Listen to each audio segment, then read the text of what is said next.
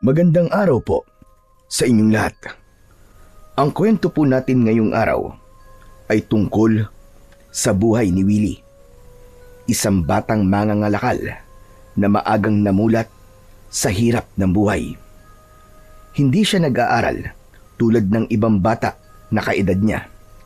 Sa halip na nasa paaralan, hawak niya ang sako at namumulot ng mga basura mula sa tambakan. Bata pa lang ay inako na niya ang responsibilidad para buhayin ang kanilang pamilya dahil ang mga magulang niya ay walang ginawa kundi mag-away.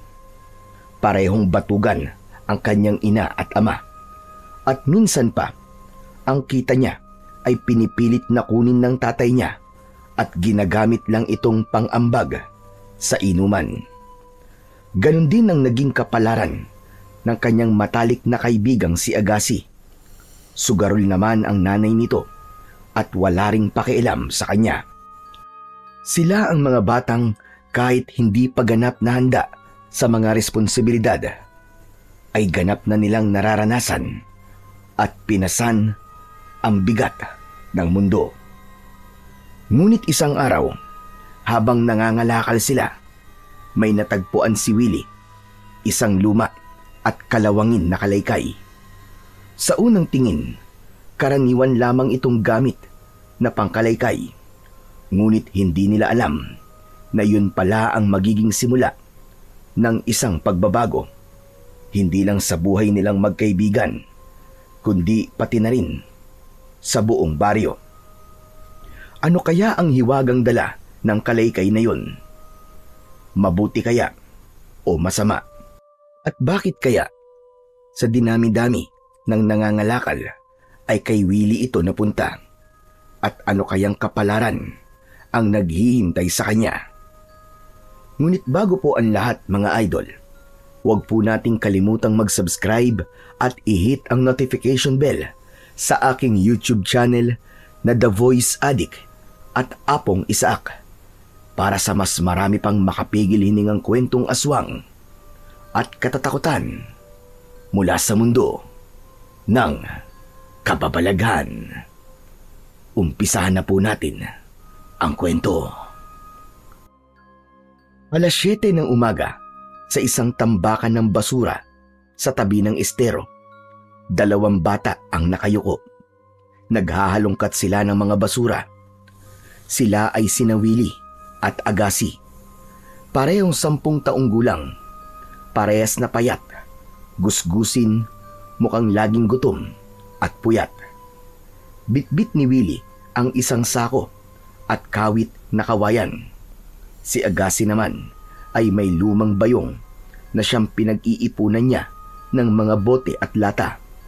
Abalang-abala sila sa paghahalukay at masaya kapag may nakukuha silang mga basura na pwede pa nilang ibenta at pakinabangan. Wala silang pakialam kung mabaho dahil sanay na sila. Maya-maya pa ay bigla silang tumigil nang dumaan sa gilid nila ang isang grupo ng kabataang halos kaedad lang nila. "Willie, tignan mo sila oh. Ang linis nila. May bag pa. Tapos may libro. Ang gaganda ng uniforme nila." Oo nga eh. Ang swerte nila, no? Nakakapasok sila sa eskwelahan. "Sana ako rin may bag at notebook. Ang sarap siguro mag-aral, no? Gusto ko ding maranasan pumasok sa school." Ako rin, Agassi. Pero paano natin magagawa yun? Halos araw-araw tayo nandito. Nandito sa basurahan, sa umaga at sa hapon. Naghahalukay ng mga lata, plastik at bakal.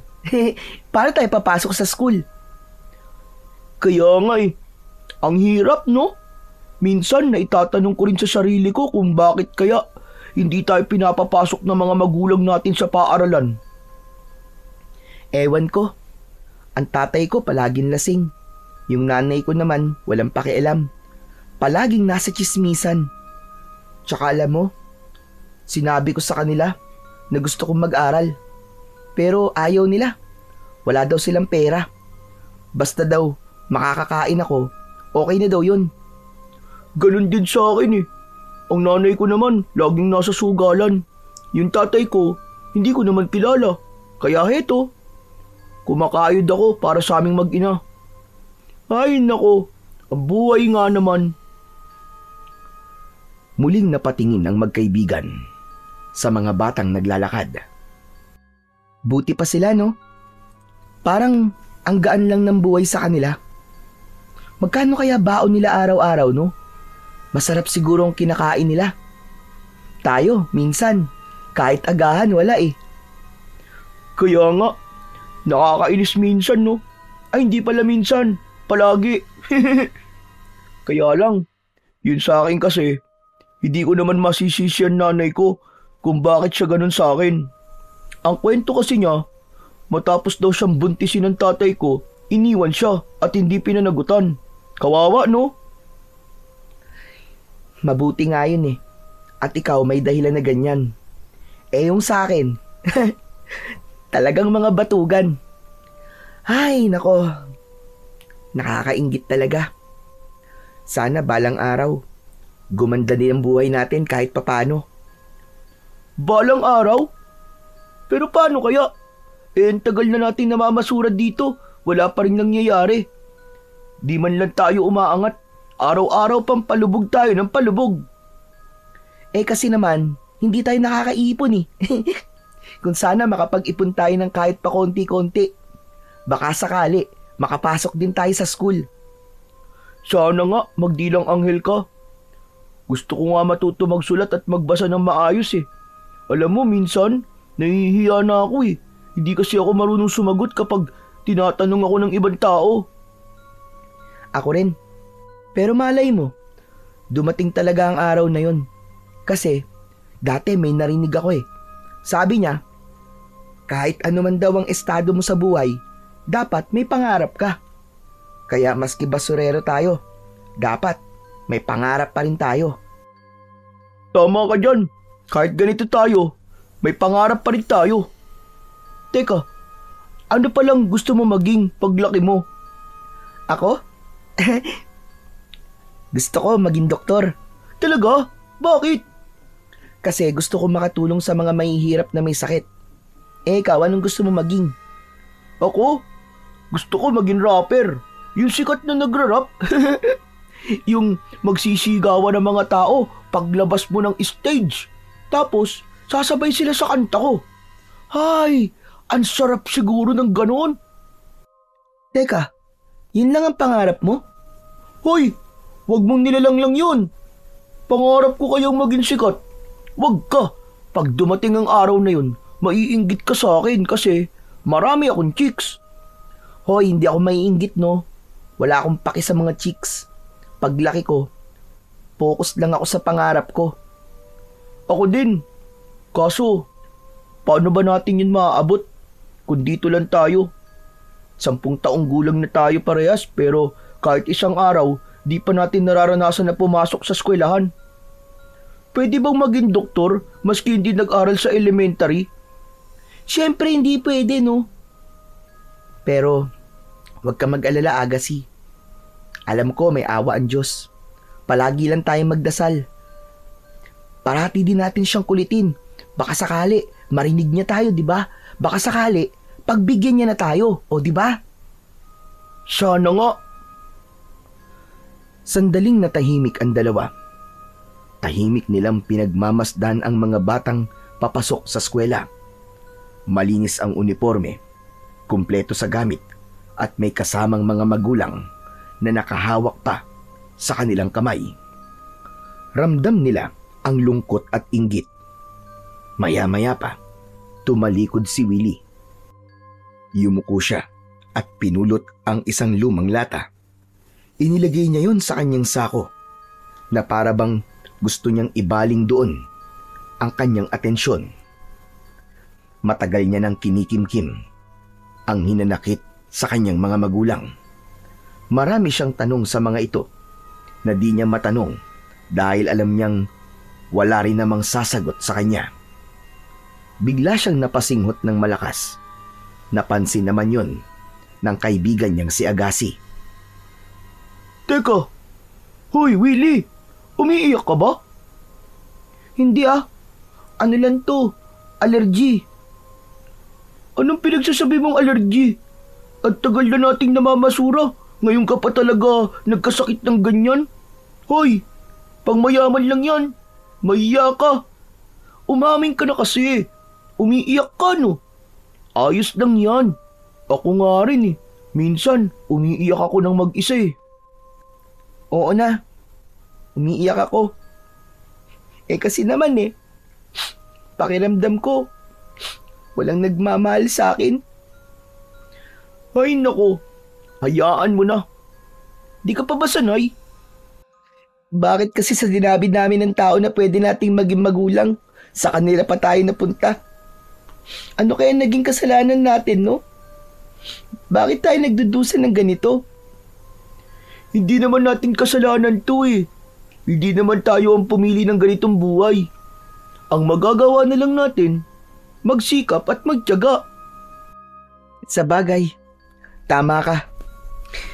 Salamat Agassi ah. Buti na lang, may kasama akong katulad mo. Kung ako lang siguro, baka matagal na akong sumuko. Ako rin naman eh, pareho tayo. Hindi ko alam kung saan ako pupulutin kung wala ka. Mabuti na lang talaga't nagkakilala tayo. At parang kapatid na kita, sandigan at kakampi. Oo nga, wala rin naman tayong maaasahan sa pamilya eh. Kaya ikaw na lang din talaga ang sandalan ko. O di ba? Kaya ayos lang yan. Kung anong meron tayo ngayon, ipagpasalamat na lang natin sa Diyos.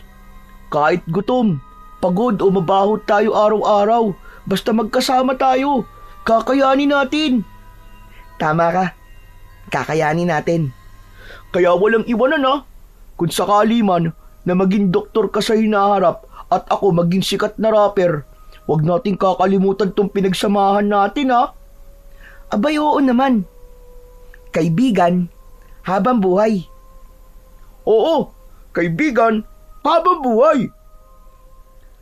Ngumiti si Willie at dun unti-unting gumaan ang kanyang loob. Nagpatuloy na sila sa pangangalakal nila. Muli nilang nilanghap ang dumi at amoy ng bulok na basura. Ngunit sa kanilang mga puso, naniniwala silang darating ang araw na magbabago rin ang kanilang kapalaran. Habang iniaangat ni Willie ang sako na halos mapuno na ng bote at lata, muling may dumaan na mga estudyante. Saglit na natigilan si Willie at Agassi. Napatingin sila at bagamat muling sumundot ang inggit sa kanilang puso, hindi na ganon kabigat tulad kanina. Ngayon, mas malinaw na sa kanila na kahit hindi sila kabilang sa mundong yon, may daan pa rin silang tatahakin. Hindi man madali, alam nilang pwede pa silang mangarap. Bumuntong hininga si Willie, saka muling isinakay sa balikat ang sako niyang mabigat na sa dami ng laman. Tara na, ang dami na pala nating nakuha eh. Mabigat na to. Ibenta na natin kay Mang Erning para makabalik na tayo ulit dito mamaya. Oo nga, pero teka, akala ko ba lilipat na tayo ng ibang junk shop? Baka baratin lang tayo ulit nun eh. Hindi naman siguro. Marami-rami itong nakuha natin kaya mahihiyang mambarat yun. Saka kung lilipat tayo, hindi natin kabisado ang ugali ng ibang may-ari ng junk shop. Baka mamaya mas masama pa ang ugali ng mga yun. Mabuti si Mang Erning at kahit kuripot mabait sa atin. Binibigyan pa tayo ng libreng tubig at tinapay, di ba? Sabagay, tama ka. Saka kung lilipat tayo at hindi tayo magtagal sa ibang junk shop, baka wala nang tumanggap sa atin. Oo na, sige na. Mabilis na hinila ni Agassi ang bayong at inilagay sa lumang kariton na dala nila ng kaibigan. Tinulungan na din niya si Willie na mailagay din ang sako nito sa loob ng kariton. Ayos ah. Madami nga pala talaga ang nakuha natin. Oo, at sigurado akong tiba-tiba tayo ngayon. May pambili na tayo ng masarap na ulam mamaya. Kaya nga. O ano, tara na. Tara, Mamaya, pag nakabenta na tayo bago tayo umuwi, ililibre kita ng palamig dun sa kanto para pampatanggal uhaw at pagod. sige ba? Sabi mo yan ha, wala nang bawian. Oo naman. Ako ang sagot ngayon, huwag kang mag-alala. Nang maisakay na ang lahat ng mga nakuha nila, itinulak na nila ang kariton papunta sa junk shop na kanilang suki. Samantala, pagkalipas ng ilang minuto, ay naibenta na nila ang kanilang mga kalakal. Matapos bumili ng palamig, ay umuwi na rin ang mga bata sa kani-kanilang mga bahay. At pagdating ni Willie sa kanila, agad na narinig niya ang malakas na boses ng kanyang mga magulang. Tulad ng dati, ay nagsisigawan na naman ang mga ito. Hindi na muna siya dumiretso sa loob, bagkus ay pumunta siya sa likod ng bahay at doon itinabi ang kanyang mga gamit. Doon na rin siya naglinis ng kanyang katawan at nagbihis. Patuloy sa pag-aaway ang kanyang tatay at nanay. Danilo, Diyos ko naman, araw-araw ka na lang bang ganyan? Wala ka ng ibang inatupag kundi puro alak. Abay, magkaroon ka naman ng pakialam sa pamilya mo. Magbigay ka naman ng pagkain natin. Huwag naman ganyan na puro sarili mo lang ang iniisip mo. Puro bisyo. Tigilan mo ako, Lourdes ha. Wala kang karapatan na sermonan ako. Hindi mo alam kung gaano kabigat ang dinadala ko. Dinadala o tinatakasan? Ang hirap ng buhay. Hindi dahilan yan para pabayaan mo kami ng anak mo. Kung tunay kang padre de pamilya, abay maghanap ka naman ng paraan para kami mapakain. Hindi yung dyan mo na lang palagi nilalaan sa mga alak mo. Manahimik ka na ha. Napipikon na ako sa bunganga mo. Nagsasawa ka na? Talaga ba? Ikaw pang may ganang magsawa. Wala ka naman talaga silbi, di ba? O tignan mo yung kumari kong si Sean. Ang ganda ng buhay ngayon. Alam mo kung bakit? Kasi masipag ang asawa niya. Matyaga, walang bisyo. Hindi kagaya mo. Batugan! Ano sabi mo? Ang yabang mo. Bakit mo ako ikukumpara sa ibang lalaki ha? Alam mo ba kung bakit ganun yung lalaking yon? Dahil hindi bungangera ang asawa niya. Hindi tulad mo. Halos lumawit na ang dila sa kakadaldal. Pesteng buhay to. At talagang sa akin mo pa isisisi.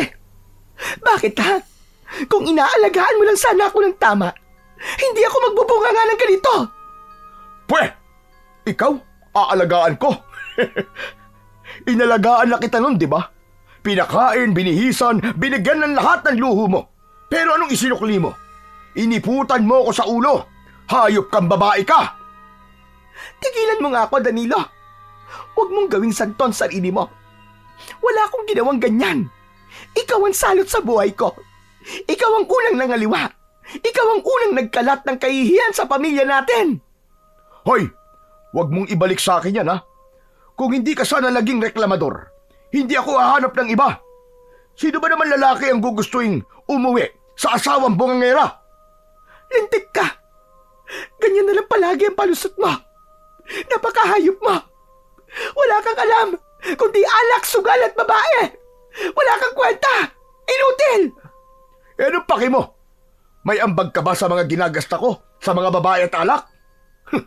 Pera ko lahat ng yon. At ikaw, para ka lang bato na nakadagan sa ulo ko.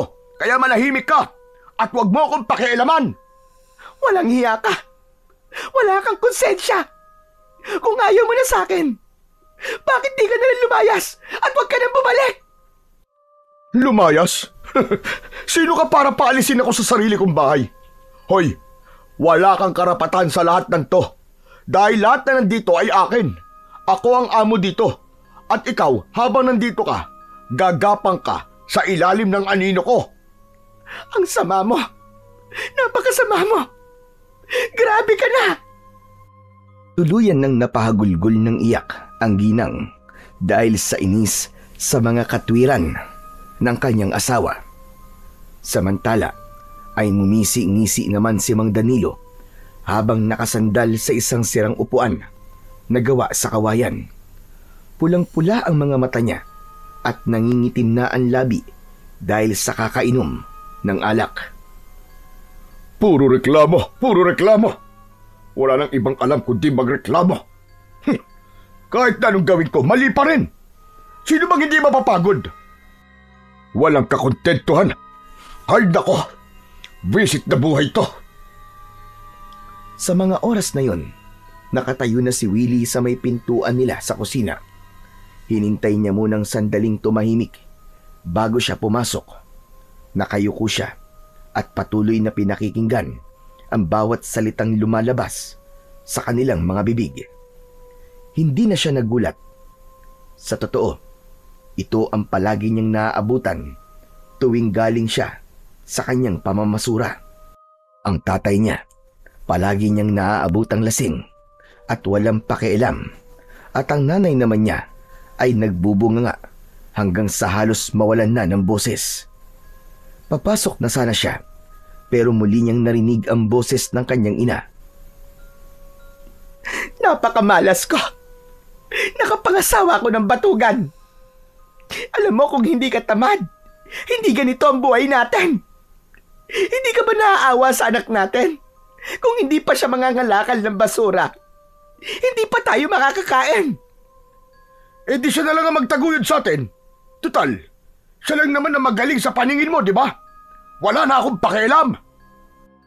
Bumulong pa ng mura ang kanyang ama at narinig lahat yon ni Willie. Parang may tumusok sa kanyang dibdib. Gusto niya nang sumigaw. Gusto niyang ipaalam na napapagod na siya sa ganitong buhay nila. Pero pinili na lang niyang huwag nang magsalita. Napatingin siya sa paligid ng bahay nila. Tulad ng relasyon nilang magkakapamilya, butas-butas na halos ang lahat ng sulok ng barong-barong nila. Hindi na maayos ang bubong at ang mga dingding. Ilang sandali pa, nang wala nang nagsalita, ay saka siya patay mali siya na pumasok. Ibinaba niya sa mesa ang tira niya sa pandesal na ibinigay sa kanila kanina ni Mang Erning.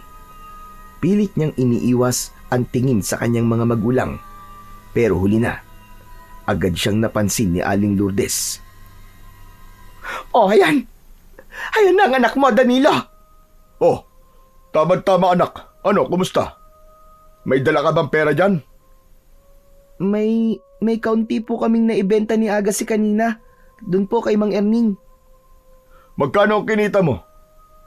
300 piso po. Aba ayos akin na.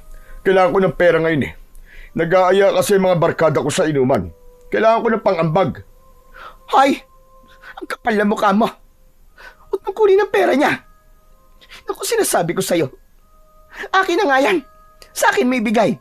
Para pambili natin ng bigas at ulam. Kung sa tatay mo yan ibibigay, nako. Wala na namang mapupuntahan yan kundi sa alak. Nag-agawan ng dalawa sa harap ni Willie. Ang 3 piraso na lukot na 100 piso ay halos mapunit na sa pangaagaw sa kanya ng kanyang mga magulang. Walang nagawa ang bata kundi bitiwan ang kanyang pera. Patuloy pa rin sa pagbabangayan ang dalawa. Sa loob-loob niya ay nagngangalit ang kanyang damdamin. Parang gusto niya nang sumigaw at ipagtanggol ang sarili niyang pinaghirapan. Pero pinili pa rin niyang manahimik dahil alam niyang sa sandaling magsalita siya, mas lalong lalala ang gulo. Naupo siya sa isang sulok at mula doon ay pinagmasdan niya ang kanyang mga magulang na parang buwitring nag-aagawan sa kapiranggot na laman. Hinayaan na lamang ito ni Willie. Naglatag na lang siya ng banig at saka natulog. Nagpahinga siya para meron ulit siyang lakas na mga lakal kasama si Agassi. Kinabukasan, madaling araw pa lang ay gising na si Willie at katulad ng halos araw-araw niyang nakagawian, hindi na niya inaasahan na ipaghahanda siya ng almusal ng kanyang ina. Lalo na at alam niyang hindi ito ang nakakuha ng perang kinita niya kahapon. Tulog pa ito at naghihilik pa sa kanyang higaan. Sanay na siya sa ganun. Sanay na siya sa gutom. Habang nag-iisip, bigla niyang nakita mula sa bintana ang kanyang matalik na kaibigan. Tinutulak nito ang kanyang kariton. Willie! Willie, tara na! Dali! At baka maunahan tayo sa tambakan! Napangiti si Willie. Dali-dali siyang lumabas ng kanilang barong-barong. Pero bago pa siya tuluyang makalapit sa kaibigan, biglang sumulpot ang kanyang ama.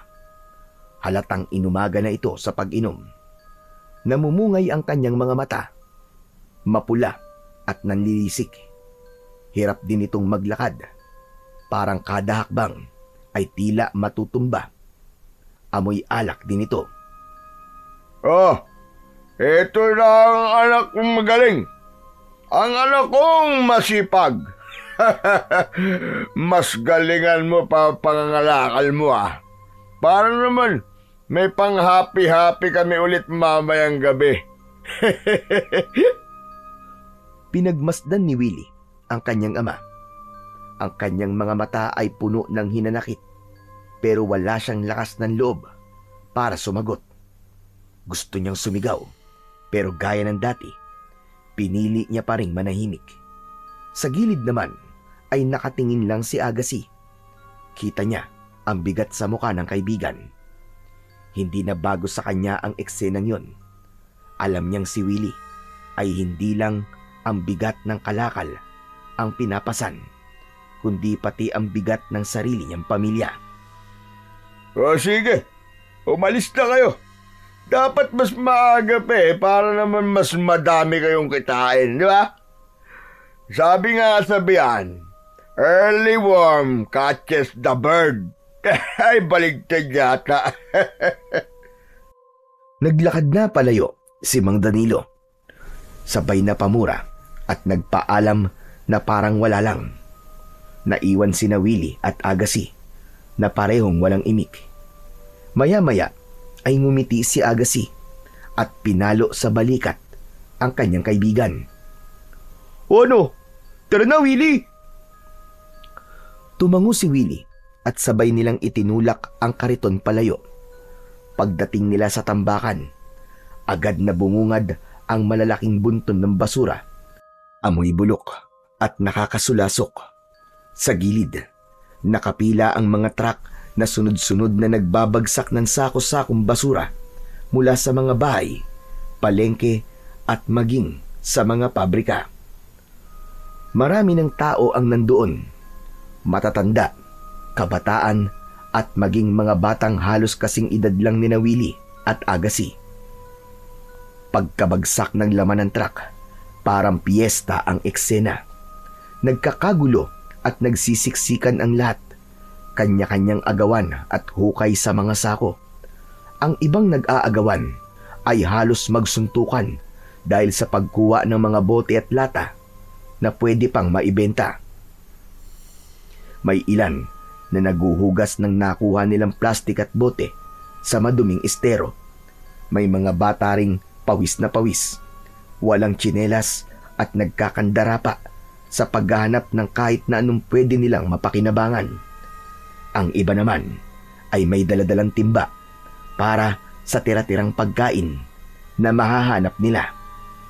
Ito ang tinatawag nilang pagpag. Hindi pa man nagtatagal sina Willie at Agassi sa paghukay, ay may nangyaring hindi inaasahan. Biglang naitulak ng isang matandang lalaki si Agassi. Nahulog siya sa gilid ng tambakan at diretso sa mabahong estero. Agassi! Dali-daling iniwan ni Willie ang sako at tumalon sa gilid. Inabot niya ang kamay ng kanyang kaibigan. Mabilis niyang inangat si Agassi bago pa ito tuluyang lumabog sa malansang tubig. Hingal na hingal sila pareho. Basang-basa na rin ang kanilang damit. Dahil sa nangyari, ay pinili na lang muna nilang umupo at magpahinga. Mamaya na lang tayo mamulot. Kasi mamaya hindi na magulo. Magsisiuwian na rin ng mga yan kapag puno na ang mga sako nila. Sa bagay. Pero pasensya ka na, Willie ah. Dahil sa akin, pati ikaw, naabala sa pamumulot. Ano ka ba? Ayos lang yun, no? Alangan namang pabayaan kitang malunod. Wala naman sasagip sa yung iba kasi lahat abala sa pagkakalkal. Kaya nga Kasar naman kasi yung matandang lalaki na yun. Sinadya niya talaga akong itulak. Wala siyang pakialam kung mapahamak ako. Ano, gusto mo? Race ba ka natin? Sa taba niyang yun. Uy, ang tapang mo ah. Maski alam mo di natin kakayanin, gusto mo pa rin race bakan? Pababayaan na lang natin siya mambuli. Dinadaan-daan niya lang tayo sa palakihan ng katawan Aba, hindi pwede yun Hayaan mo na. Kung papatulan natin, baka mas malaking gulo pa yun. Baka mas lalong hindi na tayo makapunta dito, di ba? Sa bagay. Pero pangako ko sa'yo, kapag inulit niya yun, malilinti ka na talaga sa akin ng baboy na yun. Kalma! Wag mainit ang ulo. Pero grabe no, muntik na talaga ako dun. Kaya ikaw, mag-iingat ka na sa susunod Ay nako, ang hirap talaga kumita ng pera. Akala ng iba madali lang ang ginagawa natin. Akala ng iba, namumulot lang tayo ng basura tapos ayos na, may pera na. Pero hindi nila alam kung gaano kadelikado ang ginagawa natin. Kaya nga hindi nila alam na ganito. Maliban sa gutom at init, halos ilagay natin ang buhay natin sa alanganin. Tulad nung kanina. Aba, munti ka nang mapahamak dun. Kaya nga kawawa naman tayo no. Ikaw, pinang-inom ng tatay mo yung kinita mo. Ako naman, pinansugal ni nanay. Ano kayang pwede nating gawin Ang hirap kumayod. Tapos sila parang wala lang. Wala naman tayong magagawa Ganon talaga sila. Ay nako, tara na nga. Napatagal na ang kwentuhan natin dito. Nagkangitian sila. Maya-maya ay tumayo na silang muli at bumalik sa paghahalukay. Muli nilang naamoy ang bulok na amoy ng basura pero hindi nila yon ininda. Ilang sandali ang nakalipas nang malapit nang mapuno ang sako nilang parehas. Biglang nakaramdam ng matinding sakit sa paa si Willie. Aray! Aray ko! Ano ba tong natapakan ko? Ang sakit! Naupo siya at napahawak sa kanyang talampakan. Nang tignan niya, may sugat ito at may konting dugo. May naapakan siyang tila matulis na bagay na nakabaon sa ilalim ng basura. Uy, Willie, ayos ka lang ba? Ano yan? Ano ba nangyari? Dahan-dahan niyang kinalkal ang parte ng basurahang tinapakan niya. Ilang tambak din ng plastik ang kanyang inalis. Hanggang sa bumungad ang isang kalawangin at sirang kalaykay. Mahaba ito, gawa sa bakal at halatang matagal nang nakabaon sa tambakan. Ay, ito pala. Nakatapak ako ng kalaykay. Ito. Oo nga no. Pero teka, aba mukhang mabigat yan Mabibenta mo ng mahal yan kay Mang Erning. Ha? Sure ka? Sino naman bibili ng kalawanging kalaykay? Wala naman na itong silbi. Hindi natin alam. Pero kasi bakal pa rin yan Sayang naman, kunin mo. Ilagay mo sa kariton. Dagdag kita din yan. Napaisip si Willie. Totoo nga naman. Kaya't imbis na itapon, inilagay niya ang kalaykay sa kanilang kariton. Ngunit nang mailagay niya ito doon, may napansin siyang kakaiba sa kalaykay. Para kasing biglang nagbago ang anyo nito. Naging makinang, lalo na nang nasikatan ng araw. Ngunit sa isang kisap mata, bumalik din ito sa itsurang kalawangin. Ano yun? Bakit ganito ang pakiramdam ko sa kalaykay na to? Napakunot ang noo ng bata. Muli niyang hinawakan ang kalawanging kalaykay. Pero sa pagdampi muli ng kanyang balat, ay may naramdaman siyang kakaibang init na parang may dumaloy pang kuryente. Muli niyang tinitigan ito at nakita niyang muli itong kumislap. Ngunit sa bawat kisap mata ay bumabalik ito sa pagiging ordinaryong kalawanging kalaykay. Hoy! Ano ba nangyayari sa'yo? Ba't parang namumutla ka dyan? Kasi Agassi, itong kalaykay, hindi siya ordinaryo. Halika, tingnan mo. Anong hindi ordinaryong sinasabi mo? Ay nako, Willie. Gutom lang yan. Kaya kung ano-ano nang naiisip mo. Saglit na natameme si Willie. Itinaas niya ang kalaykay at iniharap yun kay Agassi. At nakita nga niya na kumislap itong muli.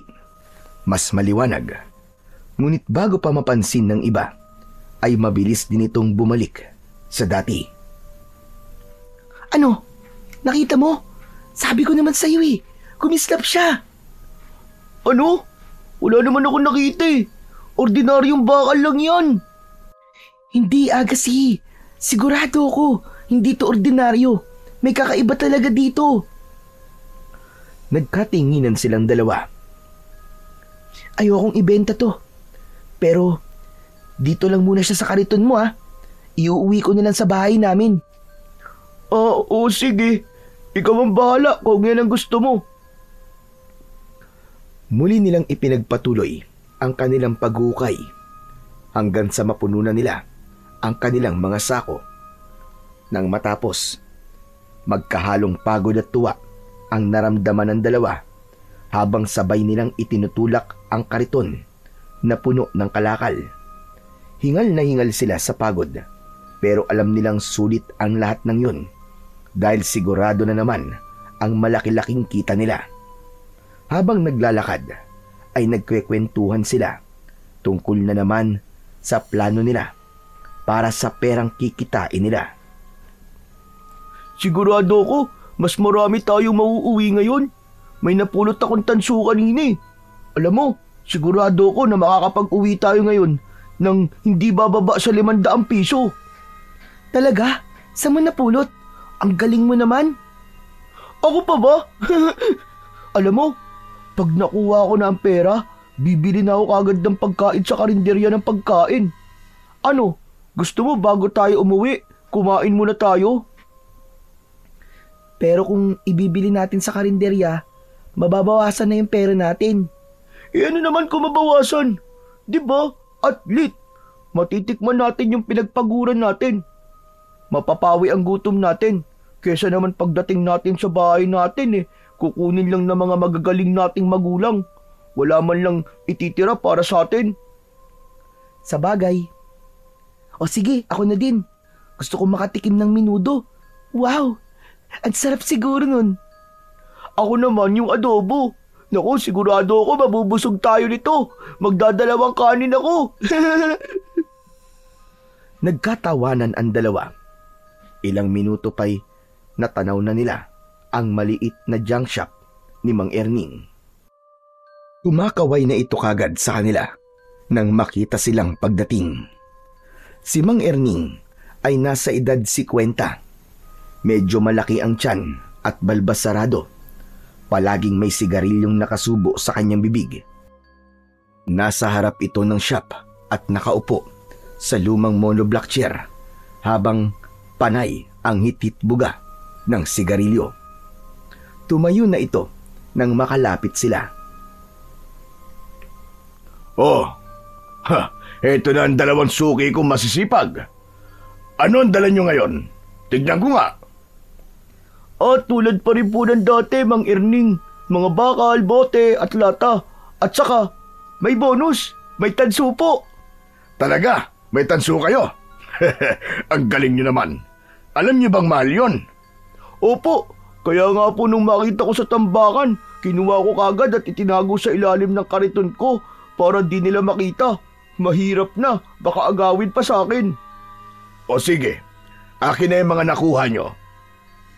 Hinila ng dalawa ang kanilang kariton at isa-isang inilabas ang mga bote, lata at bakal. Mabilis na tinignan ni Mang Erning. Kinakalansing ang mga lata at binibilang ang mga bote. Mang Erning, Heto po yung mga tanso, oh. Tignan nyo. Siguro mahigit 2 kilo din po ito. Aba, ayos yan ah. Madami nga. Magaganda mga nakuha nyo. Sige, timbangin nating lahat ang mga to. Kinuha ni Mang Erning ang kanyang lumang timbangan at isinalang ang kanilang mga kalakal ayon sa uri nito. Habang ginagawa niya yon, napansin niyang may kakaibang bagay na nakasilip sa gilid ng kariton. Isang kalawangin at tila sirang kalaykay. Agad na kumislap ang mata niya.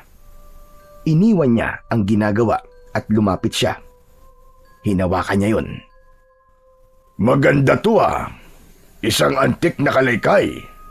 Nakuha niyo din ba to sa basurahan? Opo. Doon din po sa tambakan. Bakit po, Mang Erning? Bakit hindi niyo pa sinama sa mga binibenta niyo? Abay dagdag kilo din to para sa bakal. Ay, hindi ko po ibibenta, Mang Erning. Iuuwi ko po sa amin. Ha? Bakit naman? Aanhin mo ang ganito? Wala lang po. Alam mo, wag mo nang iuwi. Bibiling ko to sa'yo. Gusto ko to Naku hindi ko po talaga ibibenta yan Kalaykay lang naman to Luma na. Basura na to. Sayang kung itatabi mo lang sa inyo. Hindi mo na to mapapakinabangan. Sige na. Ibenta mo na lang sa akin. Magkano ba ang gusto mo? Po? Ang sabi ko, magkano gusto mo? Hindi po talaga Mang Erning.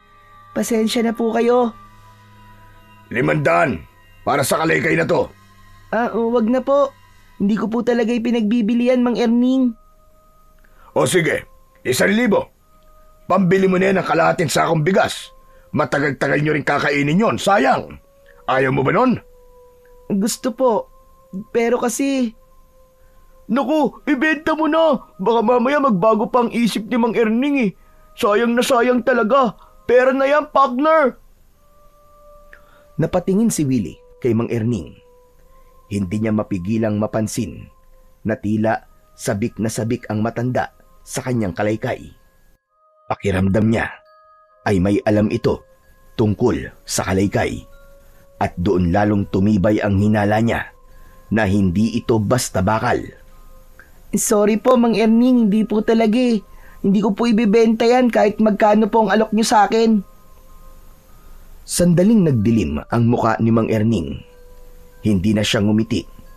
Bagkus, tumitig siya kay Willie na parang sinusuri ang kaluluwa nito. Sigurado ka ba, bata? Nako, kung alam mo lang kung ano ang pinapalampas mo. Sigurado po ako, Mang Erning. Tumaas ang tensyon. Si Agassi hindi alam ang gagawin, habang si Willie naman ay hinawakan ng kalaykay na parabang pinoprotektahan ito. Sige na nga, ayaw mong ibente. Okay lang, walang problema. Hindi na sumagot pa si Willie. Imbis ay inayos niya ang kalaykay at muli itong ibinalik sa kariton. Lumapit na ulit ang matanda sa kanyang timbangan at agad na pinresyuhan ang dala nilang mga kalakal at pagkatapos ay nag-abot ito ng bayad. Pero ramdam ng 2 bata ang biglang paglamig ng pakikitungo nito. Seryoso na rin ang kanyang muka. Hindi na rin sila pinamerienda nito tulad ng dati. Hanggang sa umalis na silang 2. Lagot, nagtampo ata sa'yo si Mang Erning. Bakit naman kasi di yung pabinenta sa kanya yan Sayang kaya yung pera, biruin mo 1,000. Hindi sayang yun. Alam mo, may pakiramdam akong kakaiba ang kalaykay na to, kaya gusto niyang bilhin kahit magkano. Alam mo yun? Jack, na mas mahal pa ito dun sa perang inaalok niya, kaya hindi sayang. Ano ka ba? Ha? Sa palagay mo ba ganon? Sure ka? Mahal ang bagay na yan? Hindi nga. Sigurado nga ako, Agassi. Basta itatabi ko muna to Huwag mong sasabihin sa iban tungkol dito Oo na. Teka, bakit ang weirdo mo? Nagpatuloy sila sa paglalakad, ngunit hindi nila namalayan sa likod nila ay nakatanaw pa rin sa kanila si Mang Erning at pinagmamasdan silang dalawa. Nagsindi muli ito ng sigarilyo at may malamig na ngiting sumilay sa kanyang mga labi. Tahimik ang buong paligid nang dumating si Willie sa kanilang barong-barong. Nagtaka siya dahil hindi siya sanay sa ganong klase ng katahimikan. Medyo kinabahan siya ng mga oras na yon at inisip na baka may masama nang nangyari sa mga magulang niya. Maingat siyang pumasok sa loob ng kanilang bahay. Bitbit niya ang kalaykay. Ipinasok niya agad ito sa kanyang kwarto at itinago sa ilalim ng kanyang katre. Dito ka muna ha. Hindi ka kasi pwedeng makita ng iba eh. Pagkatapos ay lumabas na siya pero muling bumalik sa loob nang maalala na baka biglang dumating ang mga magulang niya. Agad niyang inilabas ang kinita niya at itinago ang mahigit 200 piso. Tapos ang 300 ang kanyang maingat na inilapag sa ibabaw ng katre. Sadyang itatago niya ang sobrang pera para kung sakali man na agawin sa kanya ng ama ang perang pinaghirapan niya ay may matitira pa rin para sa kanya at magagamit niya kapag kailanganin niya. Paglabas niya ay wala rin sa kusina ang kanyang ina. Binuksan niya ang kaldero at nakitang wala itong laman. Binuksan din niya ang mga kawali, ang lagayan ng plato at iba para alamin kung may nakatagong ulam o anumang pagkain, pero talagang wala. Nang suriin niya ang lalagyan ng bigas, doon siya mas lalong nanlumo. Wala rin kahit isang butil na bigas. Hanggang sa napabuntong hininga na lamang siya. Lumabas na siya ng tuluyan at naligo. Pagkatapos ay agad siyang nagbihis. Sinuot ang isang lumang t-shirt at shorts na halos butas-butas na. Lumabas na siya ng bahay pagkatapos makuha ang pera niya. Plano niyang sunduin si Agassi at sabay silang kakain sa karinderya tulad ng kanilang napag-usapan kanina. Ngunit hindi pa man siya nakakalayo ay napansin niya ang kumpulan ng mga tao sa may kanto at sa gitna ng kumpulan namataan niya ang kanyang ina na si Aling Lourdes. Nakita siya nito at agad na sinenyas ang lumapit. Nagmano siya, ngunit nagulat siya nang bigla siyang hilahin ito palayo sa karamihan. Anak, kumusta ang kita? Nakarami ka ba ng kalakal? Ayos lang po, Nay. Nakaipon po kami ni Agassi. Medyo marami-rami rin po. Agad na gumuhit ang matamis na ngiti sa labi ng ginang nang marinig yun. Ay, salamat. Mabuti naman at naunahan ko din ang tatay mo sa lintik na perang yan. O akin na, dali. Ibigay mo sa akin ang kita mo. Kailangan kong bumili ng bigas at konting ulam. Wala nang kalaman-laman ang kusina natin. Pero, Nay... Anong pero? Teka, huwag mong sabihin kinuha ng tatay mo. Naku, akala ko pa naman mauunahan ko ng batugang yon. Buwisit talagang buhay to. Sandali lang po, Nay. Nasa akin pa naman po talaga yung pere. Pagdating ko po kasi dun sa bahay, wala naman pong tao dun, saka... Hindi na natapos ni Willie ang dapat niyang sabihin dahil agad na kinalkal ng kanyang ina ang kanyang bulsa at kinuha doon ang 300 piso. Wala na ba, anak? Ito na lang ba talaga? Wala na po. Yan lang po, Nay. Akala ko ba madami? Marami na po yan, Nay. Puno po ang kariton namin sa kita na yan. Ganun ba? Bukas mas damihan nyo pa, ha? Para madagdagan yung nabibili kong bigas. Ay, ang hirap ng kalagayan natin sa totoo lang. Isang kahit isang tuka talaga. Nang marinig ito ni Willie, agad na nagpantig ang kanyang tenga. Gusto na sana niyang sagutin ng ina dahil sa tono nito para bang siya pa ang nagrereklamo, gayong halos siya na ang kayod kalabaw para masuportahan ang batugan niyang ama at ina. Mga magulang na walang ginawa kundi umasa sa kanyang inuuwing kita. Pero kahit ganon, pinipili pa rin niyang manahimik. Madalas ay galit siya sa nanay niya, ngunit may mga pagkakataong naaawa rin siya rito. Sige anak, babalik na ako doon ha? Sige po nay, pero ano po bang ginagawa niyo dito? Bakit po ang daming tao? Saglit na lumingon ang ginang, pabalik sa kumpulan. Sabay ibinulong sa kanya. Nakikiusyoso kasi kami. Ang sabi nila, inaswang daw ang bahay na ito kagabi at namatay ang bagong panganak na sanggol. Ano nay? Totoo po ba yun? Oo anak, yun ang pinag-uusapan ng lahat eh. Lahat kami nag-iingat.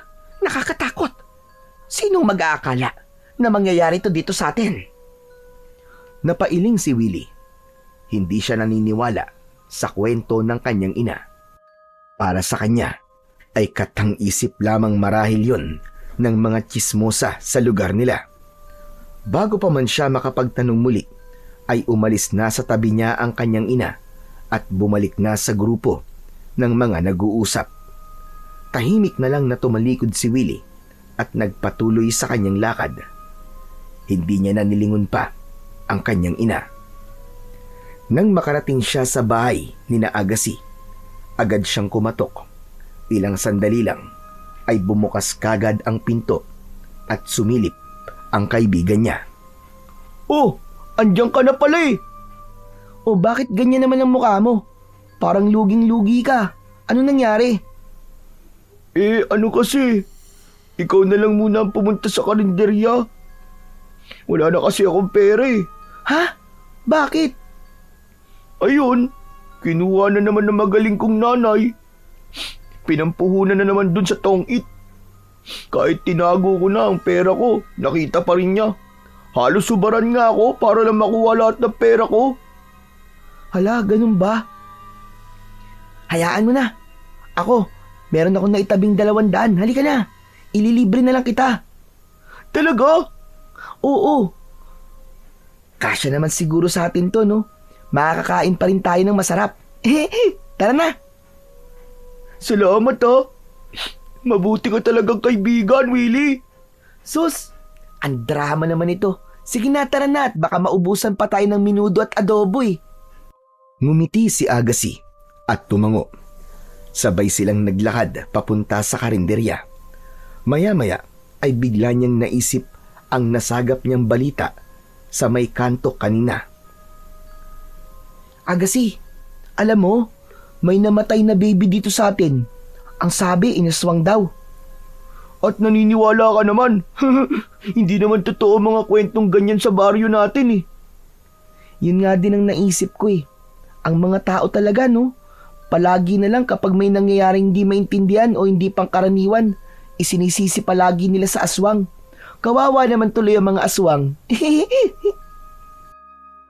Nagpatuloy pa sila sa paglalakad hanggang sa nakarating sila sa karinderya.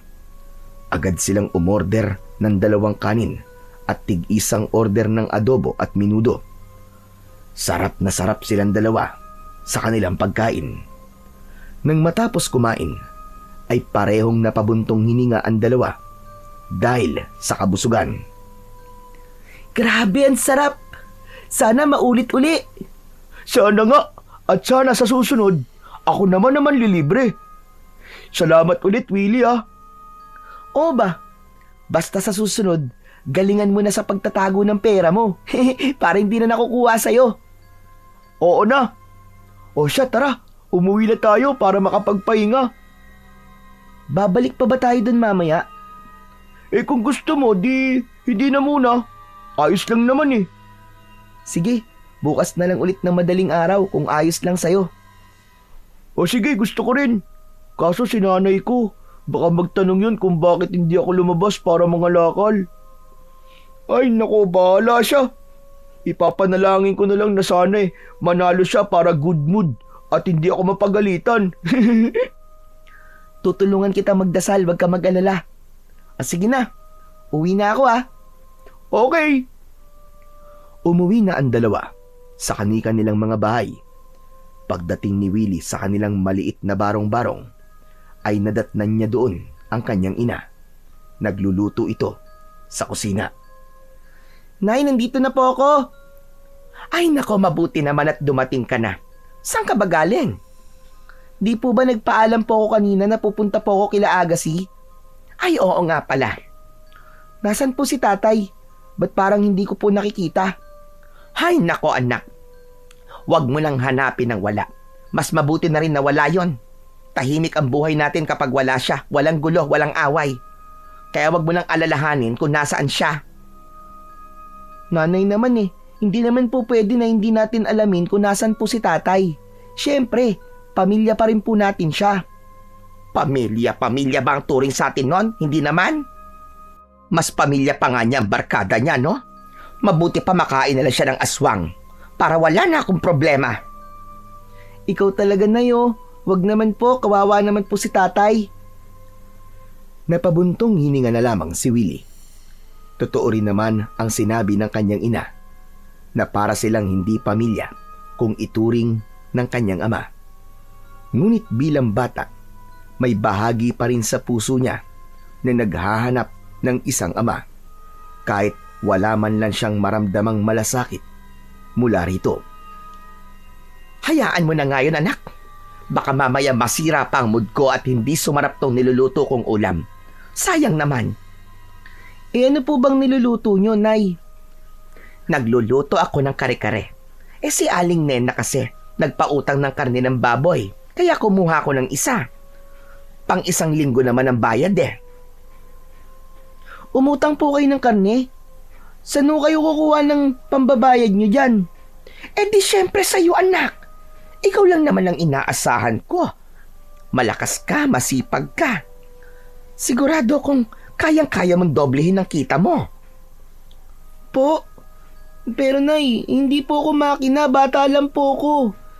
Tsaka na hindi po madali ang ginagawa ko Ang hirap nga po ng buhay, tapos umutang pa po kayo. Hindi na kumibo ang kanyang ina. Bagkus ay nagpatuloy na ito sa pagluluto na para bang wala itong narinig. Napahawak na lamang si Willie sa kanyang sintido dahil sa biglang pagsakit ng kanyang ulo. Nay, matutulog na po muna ako Pagod na po ako. Sige anak, mamaya gigisingin na lang kita kapag nakaluto na ako, ha? Hindi na po. Kumain na po ako sa karinderya. Nilibre po ako ni Agassi. Walang sigla na pumasok ng kanyang kwarto ang bata. Humiga siya sa katre at pinilit niyang ipikit ang kanyang mga mata. At ilang segundo lang, masarap na ang kanyang tulog. 3:00 ng hapon nang gisingin si Willie ng kanyang ina. Willie, anak, baka naman nasasarapan ka na masyado sa tulog mo. Abay, mangangalakal pa kayo ni Agassi ngayong hapon, di ba? Sayang ang oras, ano ka ba? Biglang napabalikwas ng bangon ng bata, pero agad din siyang sumimangot nang maalalang wala pa silang plano ng kanyang kaibigan na mamasura sa oras na yon. Nay naman hindi po kami lalabas ngayon ni Agassi. Napag-usapan na po namin na magpapahinga po muna kami. Ano? Magpapahinga kayo? At bakit naman? Sayang kita niyo para sa araw na to. Inaasahan ko pa naman na may pambili tayo ng dagdag na bigas para bukas. Wala naman pala. Hindi na sumagot pa si Willie sa kanyang ina. Bagkus ay ibinaon niya ang muka sa unan. Pilit na nagpipigil ng inis. Nakatingin sa kanya ang kanyang ina. Halatang di nasisiyahan, pero hindi siya kumibo at napabuntong hininga na lamang. O sige na, kung hindi talaga kayo lalabas ngayong hapon, anak, baka pwede naman pakilinisan yung likod ng bahay natin. Aba, malapit ng pamugaran ng ahas. Hindi na siya tumingin sa kanyang ina. Tumangulang siya ng maraan. Pagkaalis nito, muli siyang napasimangot.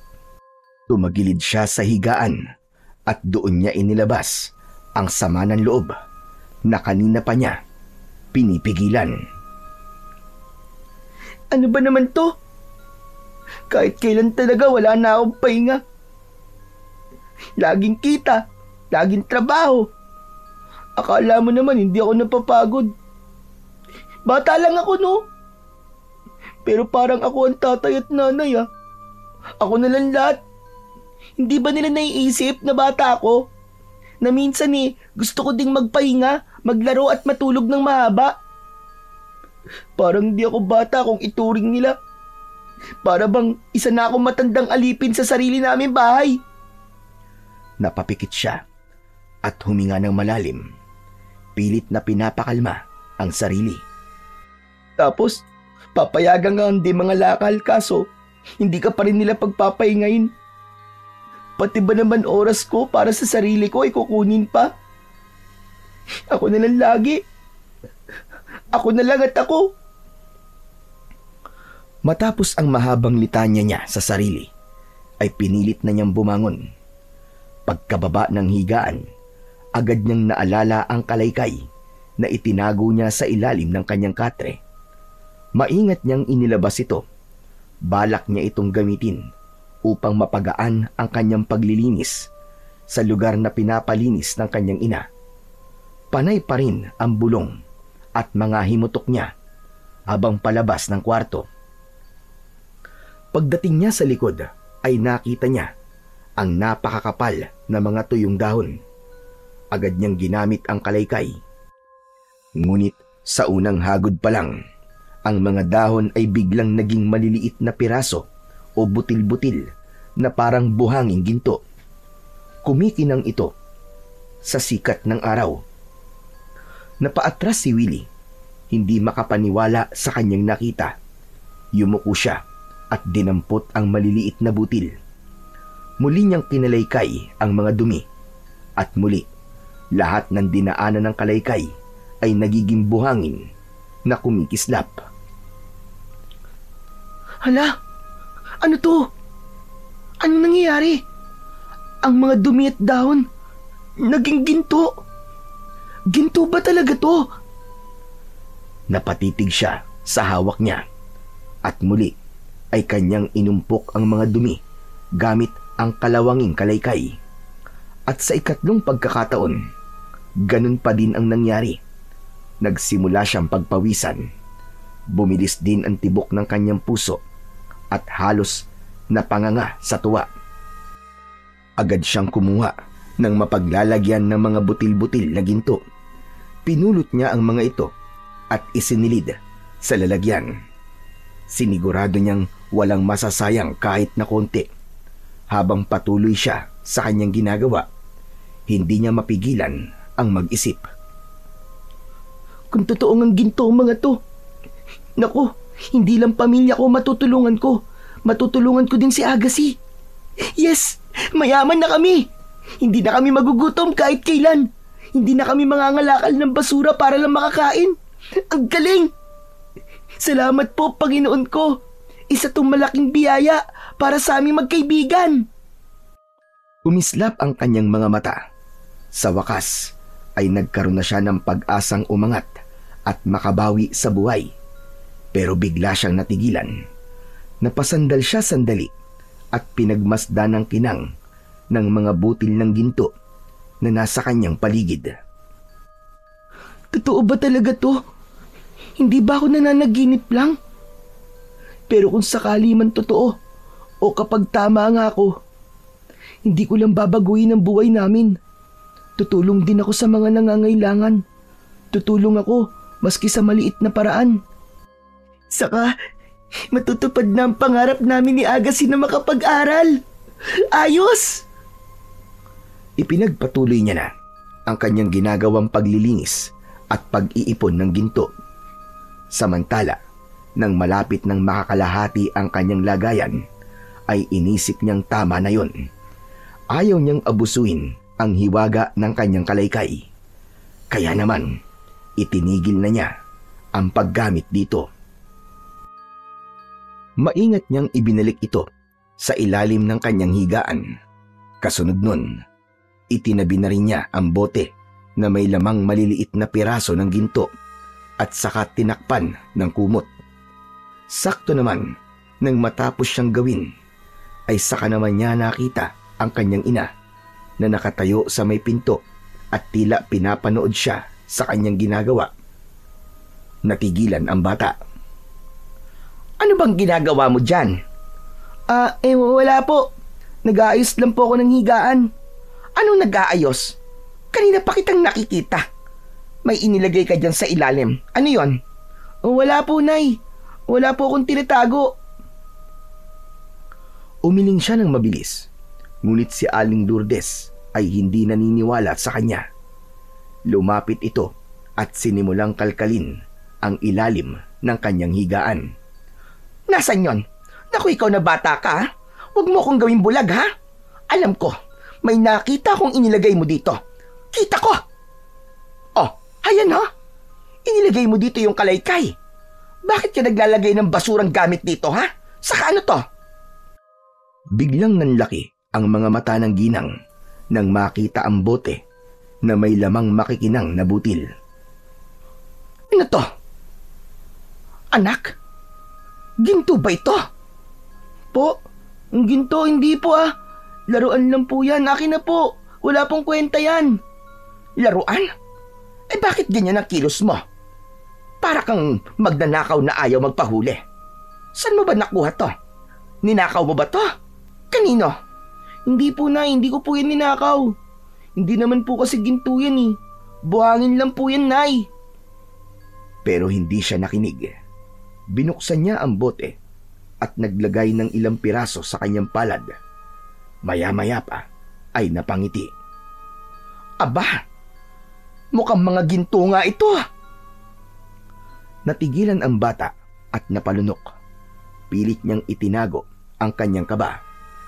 Hindi po, Nay, hindi po yung ginto. Ako lang po talaga may gawa niyan eh. Laruan lang po yan talaga, Nay. Anong laruan ang sinasabi mo? Kitang-kita ko, Willie. Kumikinang oh. Hindi mo ba alam na malaking pera to? Yayaman na tayo nito, anak. Akin na lang to, ha? Hindi mo pa naman kailangan na maraming pera eh. Nay, wag naman po. Akin po yan, laruan ko po yan. Wag niyo pong dalhin. Pero mabilis na isinuksok ni Aling Lourdes ang bote sa kanyang damit. Nak, kung saan mo man ito kinuha, bumalik ka doon. Baka marami pang ganito. Damihan mo ha. Punuin mo sa susunod ha. Pero Nay, kasi po... Umiling si Aling Lourdes at agad na nagtungo sa pinto. Sige na, aalis na ako. Ako nang bahala rito. Baka ito na ang sagot sa lahat ng paghihirap natin. At hindi na nagpatumpik-tumpik pa si Aling Lourdes. Lumabas na siya ng bahay, dala ang bote at hindi na muling nilingon ang anak. Naiwan si Willie sa silid at mag-isa siyang natulala. Umupo siya sa gilid ng kama. Hinawakan niya ang kanyang ulo na parabang sasabog na anumang oras. Ang malas naman oh. Bakit ba niya nakita? Sayang talaga. Labis ang naging panghihinayang ng bata nang kunin ng kanyang ina ang naipon niyang ginto. At dahil sa sama ng loob, kinuha niya ang kalaykay at naglakad papunta sa bahay ng kaibigan.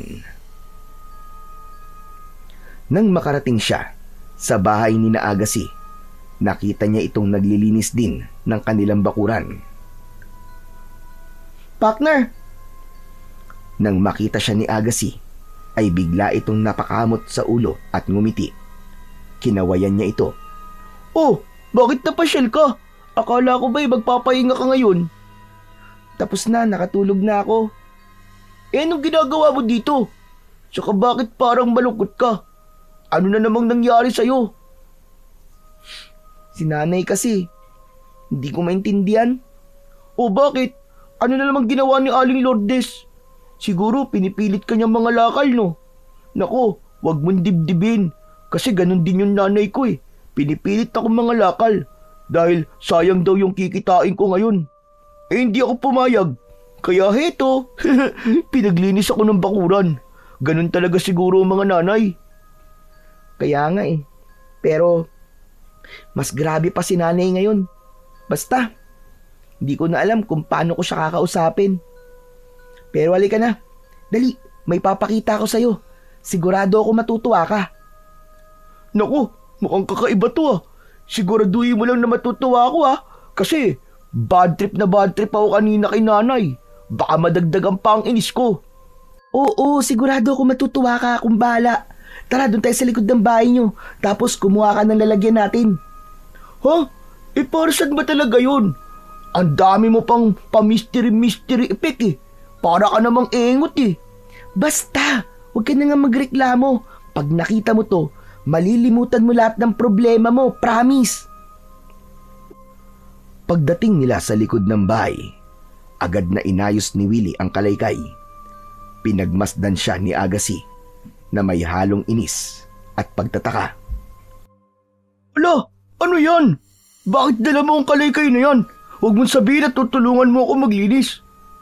Bakit mo pa ako dinala dito sa likod? Tapos ko na dito eh, pabira ka naman talaga oh. Loko ka talaga eh. Teka lang kasi, ang ingay mo. Manood ka na muna. Hinagod ni Willie ang mga natirang dahon at dumi sa bakuran ni Agassi at sa isang iglap, ang bawat naipon nito ay nagiging butil ng ginto. Nanlaki ang mga mata ng kanyang kaibigan. Halos malaglag ang kanyang panga sa gulat. Ano to? Bakit naging ginto yung mga dahon? O diba? Ang galing. Sabi ko na sa'yo eh. Hala, grabe. Sige pa nga, ihagod mo pa, dali. O ayan. Hala, totoo nga, ang galing. Nagiging ginto ang mga dumi. Paano nangyari yun? Yung kalaykay. Oo, mahiwaga ang kalaykay. Ang swerte mo naman, Willie. Maswerte tayo, ano ka ba? Para sa ating dalawang swerting ito. Ito na yun. Ito na yung partner. Hindi na tayo magugutom. Hindi na tayo mangangalakal ng basura. Sandaling natahimik si Agassi. Tumingin siya sa kanyang kaibigan at saka ngumiti. Hindi siya makapaniwala na sa kabila ng hirap nila, naisip pa rin ni Willie na isama siya sa swerte. Kaya lang may problema tayo, Agassi. Hindi pa natin alam kung talagang totoo to. Siguro hintayin na lang muna natin si nanay kung ano magiging epekto ng pagbebenta niya. Kasi kanina, yung naipon ko doon sa likod ng bahay namin, nakita niya eh. Kinuha niya. Tapos kung totoong ginto yun, sasabihin ko sa'yo. O eto, sa'yo na. Ibenta natin pag sigurado ng ginto to. Sige. Kaya lang. Kaya lang ano? Kung ibinenta na ng nanay mo ang ginto nyo, baka marami nang makaalam.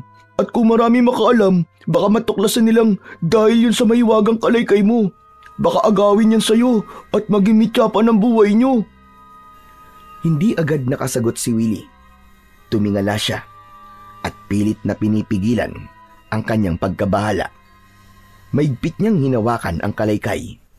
Hindi niya naisip kagad ang problemang yun, lalo na at alam niya kung gaano ba katsismosa ang kanyang nanay.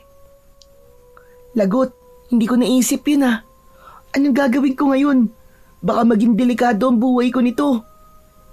Hindi ko rin alam eh. Bahala na nga. Sige, alis na muna ako. O sige, ingat ka sa daan ha. Usap na lang tayo ulit bukas. Pagkatapos ng kanilang usapan, agad na umuwi si Willie. Habang naglalakad pa uwi, panay ang isip niya sa kung ano ang mangyayari kung sakali na madiskubri ng iba ang tungkol sa kanyang mahiwagang kalaykay. Maya-maya pa ay nakarating na siya sa kanilang bahay. Agad na sinalubong siya ng katahimikan. Wala pa si nanay at tatay. Magagabi na. Wala pa rin. At dahil wala siyang kasama, siya na lang ang kumuha at sumandok ng kanin at ulam na natira mula pa ng tanghali.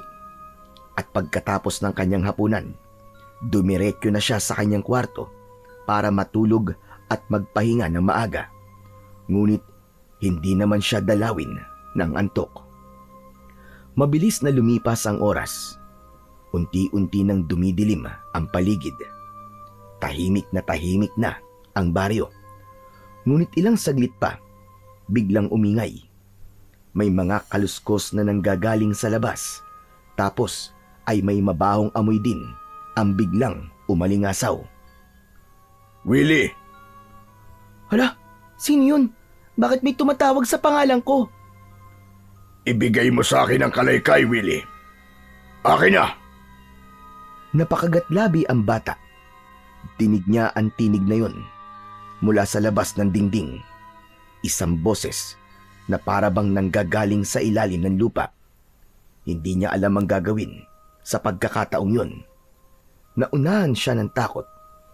Maigpit niyang hinawakan ang kalaykay. Hindi! Hindi ko ibibigay ang kalaykay sa kahit na kanino! Hindi mangyayari yun! Talaga ba?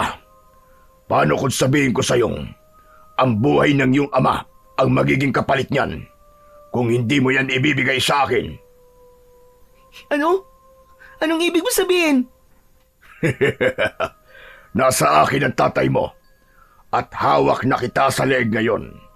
Kailangan mong mamili ang kalaykay na yan o ang buhay ng iyong ama. Biglang may umalingasaw na mabahong amoy. Para bang nabubulok na karne na nahalo sa amoy ng dugo.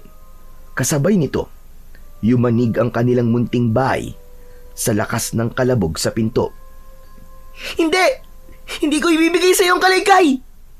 Hindi mo ako matatakot!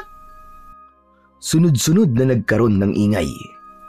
Waring may matatalas na kuko ang humahagod at kumakalmot sa kahoy na pinto. Parang pilit na binubutas. Ang mga dingding ay kumakalabog. Tila may malakas na puwersang gusto itong gibain. At muling umalingasaw ang mas nakakapandiring amoy na halos mapaduwal na ang bata. Naging malikot ang kanyang mga mata. Lalo na at may nakikita siyang aninong dumadaan sa may bintana. Nagsimula na siyang kabahan ng mga oras na yon. Lalo na at alam niyang hindi matibay ang kanilang bahay. Anumang sandali ay maaari itong bumigay. Ngunit tinibayan niya ang kanyang loob. Ayaw niyang ipakita o ipadama ang kanyang takot. Umalis ka na! Hindi ako natatakot sa'yo! Hindi ko ibibigay sa iyong kalaykay kahit na anong mangyari! Ang bata ay napapapikit. Nanginginig na sa takot. Bigla na lang isang napakalakas na kalabog ang umalingaw-ngaw at tuluyang bumigay ang isang bahagi ng kanilang dingding. Pumasok ang isang napakapangit na nilalang. Ang balat nito ay kulubot, kulay abo, at ang mga ugat ay maitim na halos lumitaw na sa kanyang balat. Mahahaba ang kuko at may mapupulang mga mata. Ang bibig nito ay nakanganga. Tumutulo ang malapot na laway at nakalitaw ang mahahabang pangil. Napaatras si Willie. Hawak pa rin ang kalaykay. Ibigay mo sa akin yan. Hindi yan para sa'yo. Mabilis na lumapit ang aswang. Ang matatalim nitong mga kuko ay halos dumapo na sa kanyang leeg. Ngunit sa mismong saglit na itinapat ni Willie ang kalaykay, nagbago ito ng kulay. Naging isang gintong kalaykay at naglabas ito ng nakakasilaw at matalim na liwanag. Parang tinamaan ng kidlat ang aswang at napaurong itong bigla. Sumigaw ito sa sakit habang ang kanyang balat ay tila nagbaga at naglabas ng parang abo. Pero imbis na tuluyang matumba, lalo lang itong nagalit. Ipinakita nito sa bata ang mas nakakatakot pa niyang anyo. Tinubuan ito ng pakpak na malaki at naging anyo ng isang pinaghalong tao at hayop. Ngunit imbis na magpadala sa takot, ay mas lalong itinapat ng bata ang kalaykay sa aswang. Sa sandaling yon, nagsimulang magliwanag ng mas matindi ang sandata. Ang bawat ngipin ng kalaykay ay naglalabas ng tila apoy na ginto. Lumayo ka! Lumayo ka! Hindi mo ako matatalo! Hindi ako natatakot sa'yo! Lumayo ka, aswang! Mabilis na sumugod ang aswang. Ngunit bago pa ito makalapit, mabilis na inihampas ni Willie ang kalaykay sa hangin. Tinamaan muli ang aswang at napahiyaw ito. Sabay nagliyab ang kanyang pakpak at unti-unting nagkapunit-punit. Nagpatuloy ang paggamit niya ng kalaykay. Bawat bira sa hangin ay may kasamang maliliit na butil ng ginto na lumilipad at dumidikit sa balat ng halimaw na parabang sinusunog ito. Hindi ito maaari! Paano mo nabuhay ang kapangyarihan ng kalaykay? Bata ka lang! Hindi yan dapat na mapasayo! Magiging hadlang ka sa mga plano namin! Namin? May kasama ka pa! Napangisi ang aswang nang magtanong ang bata sa kanya. Tinignan niya ito mula ulo hanggang paa. Oo, marami kami. At hindi kami titigil hanggat hindi nakukuha yan. At kung makuha ko yan sa'yo, kakainin kita ng buhay. Wala akong ititira, maski ang buto mo ay dudurugin ko. Hindi ako natatakot dahil alam kong malakas na sandata ang hawak ko. At ang bagay na to, gagamitin ko to hanggang sa huling hininga ko. Itinaas niya ang kalaykay at sa muling paghampas nito sa hangin, biglang lumakas ang ihip ng hangin na tumama sa aswang. Napaatras ito at tumilapon pabalik sa sirang bahagi ng dingding. Doon ay biglang nagbago ang anyo nito at muling nagmistulang tao. Sa tulong ng liwanag ng buwan, nakita niya ang isang lalaki. Sandali niya itong tinitigan. Sinubukang kilalanin, pero hindi niya na yon nagawa dahil mabilis na tumakbo at tumakas na ang lalaki. Pagkatapos tumakas ng lalaking nag-anyong aswang, unti-unting nanghina si Willie. Bigla siyang napaupo sa sahig. Nagsimulang tumulo ang luha sa kanyang mga mata. Hindi niya na napigilan ang lahat ng takot at panghihinang kanina pa niya pinipigilan. Humagulgul siya habang paulit-ulit na pinupunasan ang kanyang muka gamit ang manggas ng kanyang lumang t-shirt. Ang kanyang katawan ay nanginginig. Habang nakaupo siya roon, biglang dumating ang kanyang ina. Si Aling Lourdes, ibang-iba ang anyo kanina. Nakasuot na ito ng maganda at bagong bestida. Sa kanyang leeg ay nakasabit ang magagandang gintong alahas at sa kanyang kamay ay may hawak itong isang maayos na bag. Napatigil sa pag-iyak ang bata. Aba, ano nangyari dito? Bakit nasira ang bahay natin? Sinira mo ba, anak? Hindi po ako, Nay. Nay, ano po kasi? May pumasok po na aswang dito kanina. Inatake po ako. Ano ka mo? Aswang? Abay, bakit? Pati ba 10 taong gulang na bata pinupuntirya ng mga aswang ngayon? Opo, Nay. Muntik na nga po niya akong patayin Kakainin daw niya ako. Nay, muntik na po ako mamatay. Abay, ganun ba? Hayaan mo na yon. At least buhay ka pa naman, di ba? O heto, may binili akong panghapunan mo. Masarap yan. Pritong manok, saka may burger. Sige na, kumain ka na. Natigilan si Willie. Hindi siya makapaniwala sa inasta at sinabi ng kanyang ina. Hindi siya makapaniwalang parang walang pakialam ang taong inisip niyang unang dadamay sa kanya at papawi sa nararamdaman niyang takot. Ngunit parang wala itong pakialam. Nay, muntik na akong mamatay. Natatakot po ako. Tinignan lang siya ng ina. Diretso itong nagpunta sa kusina at ipinatong ang dalang pagkain sa mesa. Huwag mo nang isipin yan. Wala naman na yung aswang Ang mabuti pa, halika na rito at tikman mo na tong dala ko. Dali na, masarap to. Alam mo bang naibenta ko na ang mga nakuha mong ginto?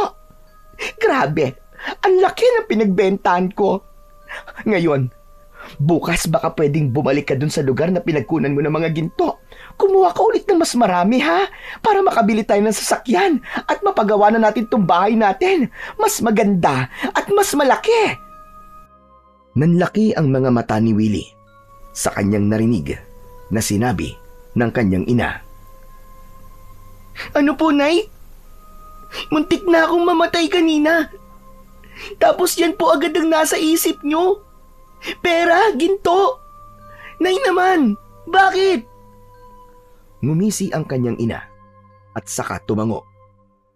Oo naman, bakit naman hindi? Ito na ang pagkakataon natin, Willie, para yumaman.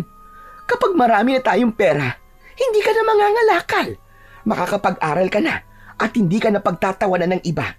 Basta gawin mo na lang ang inuutos ko sa'yo. Kumuha ka pa ng maraming ginto para tuluyan na tayong yumaman. Napakuyom ng kamao si Willie. Hindi niya na napigilan ang galit. Tumayo siya at tumitig sa kanyang ina habang patuloy sa pagtulo ang kanyang mga luwa. Nay, ganyan na lang po ba talaga kayo? Pera na lang po ang mahalaga sa inyo. Nakita mo, Nay. Takot na takot ako pero imbis na yakapin at aluin ako, anong ginawa mo? Inuutusan mo akong manguha ng ginto? Ganon? Nay naman. Ano bang pinagsasasabi mong bata ka? Ginagawa ko lang ang lahat para sa'yo. Para sa atin. Sa kinabukasan natin. Hindi. Dahil ginagawa nyo yan para sa sarili nyo lang. Para sa alas, para sa luho, para sa pera. Hindi nyo ako iniisip. Ang mahalaga sa inyo, yumaman kayo. Magbihis ng maganda. At magyabang sa mga tao. Hindi ka nga nag-aalala na wala na ang tatay. At hindi na nakakauwi. Anong klaseng asawa ka? Natigilan si Aling Lourdes. Wala itong maisagot sa sinabi ng kanyang anak. Alam mo ba, Nay? Ang sakit-sakit po. Ang sakit sa pakiramdam ko. Parang hindi niyo ako anak eh. Para lang akong isang gamit na pinapakinabangan niyo. Wala kayong puso. Sa totoo lang, mas nakakatakot po kayo kaysa sa aswang na nakalaban ko. Sakim ka! Sakim! Nanlaki ang mga mata ni Aling Lourdes sa kanyang narinig. Hindi niya kinaya ang mga salitang yun. Sa sobrang galit, sinampal niya si Willie ng malakas. Napatigil si Willie at natulala. Ang lakas ng loob mong pagsabihan ako ng ganyan, ha? Wala kang utang na loob. Kung di dahil sa akin, wala ka sa mundong to. Ako ang nagpapakain sa'yo. Ako ang bumubuhay sa'yo. Tapos ganyan ang igaganti mo sa akin. Napatulala si Willie. Hawak-hawak ang kanyang pisngi na halos mamula sa sampal ng kanyang ina. Samantala, nakatayo si Aling Lourdes sa harapan niya. Mabilis ang paghinga dahil sa sobrang galit. Napansin ng ginang ang hawak na kalaykay ni Willie. Agad niyang itinutok ang tingin doon. Nakita niyang bigla itong naging ginto. Agad na nagliwanag ang kanyang mga mata. Teka, paanong... Willie, naging ginto ang kalaykay mo. Akin na yan. Malaking pera yan, sayang. Nay, hindi po. Hindi sa'yo to. Mas lalong nag-init ang ulo ng ginang. Bigla niyang inagaw ito mula sa kanyang anak. Nag-agawan silang dalawa. Naihagod ang kalaykay sa sahig at ang bawat dumi na nadadaanan nito ay siyang nagiging gintong butil. Nanlaki ang mga mata ni Aling Lourdes. Naku! Ibig sabihin, diyan ang galing ang mga gintong butil. Ah, totoo nga. Willie, ito na ang bagay na mag-aahon sa atin sa hirap. Magiging mayaman na tayo. Mas mayaman pa sa mga mayayaman nating kapitbahay. Halos mabaliw sa tuwa ang ginang. Ang matinding pagnanasa sa yaman ay tila nagbigay sa kanya ng kakaibang lakas. Kahit mariing hinahawakan ni Willie ang kalaykay, pinilit niya itong hatakin mula sa kamay ng bata. Nag-agawan silang dalawa. Tama na, Nay! Huwag niyong kukunin to! Nay, nasasaktan ako! Tama na! Tama na, Nay! Ngunit hindi pa rin nagpatinag ang ginang. Ilang sandali pa ay nanlaki ang mga mata ni Willie nang tuluyang naagaw na sa kanya ng ina ang kalaykay at itinaas pa ito ng ginang na parabang isang tropeyo ng tagumpay. Akin na to, Willie. Wala ka nang magagawa. Ako ang gagamit nito. Ako ang magiging pinakamayaman sa lugar na ito. Tandaan mo yan!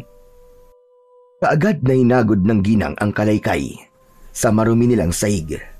Pero biglang nag-init ang hawak niya. Napaso si Aling Lourdes. Nabitiwan niya ang kalaykay at agad na napaurong. Namula ang kanyang palad na tila ba napaso ng apoy. Halos mangitim ang balat sa bahagi na humawak sa hawakan ng mahiwagang bagay. Aray ko! Aray, ang sakit! Hindi niyo pala to kayang gamitin, Nay. Hindi to para sa inyo. Hindi to para sa mga sakim na tulad nyo. Nanlaki ang mga mata ni Aling Lourdes. Halata ang pagkagulat at hindi makapaniwala sa nangyari. Pinilit pa niyang damputin muli ang kalaykay. Ngunit sa tuwing lalapit ang kanyang kamay, ay parabang may puwersang nagtutulak palayo sa kanya. Umiling si Willie. Pinulot ang kalaykay at muling niyakap ito ng mahigpit. Hindi ito laruan, Nay. At hindi ito kasangkapan para magpayaman. Matuto kayong magsikap. Huwag kayong batugan. Tumahimik ka. Wala ka talagang silbi, bastos ka. Sana, ipinalaglag na lang kita noon. Nagulat si Willie sa narinig mula sa kanyang ina. Para siyang binuhusan ng malamig na tubig. Hindi niya akalaing maririnig niya ang ganong klase ng salita sa kanyang ina. Nay, bakit po kayo ganyan? Anak niyo ako. Sarili niyo akong dugo. Anak? Oo, tama ka. Anak nga kita. Pero, ikaw ang pinakamalaking pagkakamali ko sa buhay ko. Lintik kang bata ka. Anong sinabi niyo? Anak kita sa pagkakasala. Anak kita sa ibang lalaki. Ano? Ano pong ibig niyong sabihin? Hindi ako anak ni tatay. Oo. Ibang lalaki ang tatay mo. Tanga kasi ako eh. Dahil sa kahinaan ko, nasira ang relasyon namin ng asawa ko. Mabuting tao yung dati. Masipag, mabait, walang bisyo. Pero nang nalaman niyang buntis ako, doon nagsimula ang kalbaryo naming mag-asawa. Dahil sa'yo. Dahil sa kasalanan kong ikaw ang naging bunga. Hindi totoo yan. Bakit niyo po sinasabi sa akin to? At saka, bakit niyo naman ako sinisisi? Bakit kasalanan ko ba na nagkamali kayo? Ako ba ang dahilan kung bakit nagbago ang tatay? Hindi ko hiningi na ipanganak mo ako. Hindi ko pinili ito. Oo, wala kang ang kasalanan na ipanganak ka. Pero ikaw ang palaging nagpapaalala ng kasalanan ko. Araw-araw kitang nakikita at araw-araw ko naaalala ang kahihiyan ko. Tapos ngayong pagkakataon na para makabawi sa lahat ng mga kasalanan dulot nun, ipagkakait mo pa. Madamot ka. Madamot! Yang kalaykay na yan, kaya niyang baguhin ang buhay natin. Kaya please lang, gumawa ka ng maraming ginto para matapos na ang usapang ito. Hindi po. Hindi ko gagawin yan. Hindi ako susunod sa inyo. Kung ayaw mo kong sundin, bahala ka. Wala ka talagang silbi, buwisit ka. Ngayong ayaw mong ipagamit yan sa akin, pues, hindi mo na yan magagamit. Ipapaalam ko sa ibang tao ang tungkol sa bagay na yan. Tignan ko lang kung makaligtas ka. At nang sandaling yun, lumabas ng bahay ang kanyang ina. Dala-dala ang bag na puno ng pera at mga alahas. Naiwan si Willie. Muling umiyak at niyakap ang kanyang kalaykay. Naiwan si Willie sa gitna ng kanilang sirang tahanan.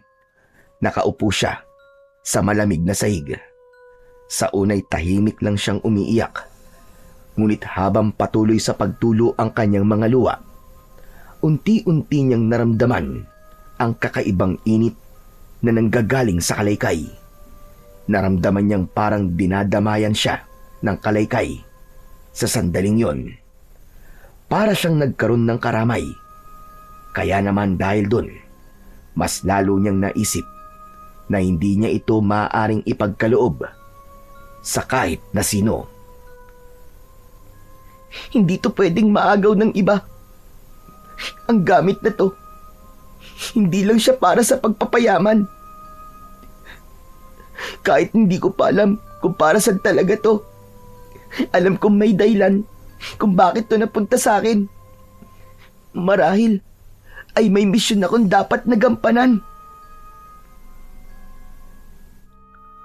Huminga ng malalim ang bata at pinunasan ang kanyang luha. Makikita sa kanyang mga mata ang kanyang matinding paninindigan na sa kabila ng mga sugat at sakit na dinanas niya ng gabing yun, alam niyang may mas malaki pang dahilan kung bakit napunta sa kanya ang mahiwagang bagay na yun. At sa katahimikan ng gabi, nagpasya siyang magpahinga. Isinara niya ang pinto ng kanyang kwarto at habang nakahiga, pinikit niya ang kanyang mga mata at iniisip ang mga susunod na araw. Hindi niya alam kung ano ang naghihintay sa kanya. Ngunit batid niyang hindi na siya ang dating bata na mahina at walang laban.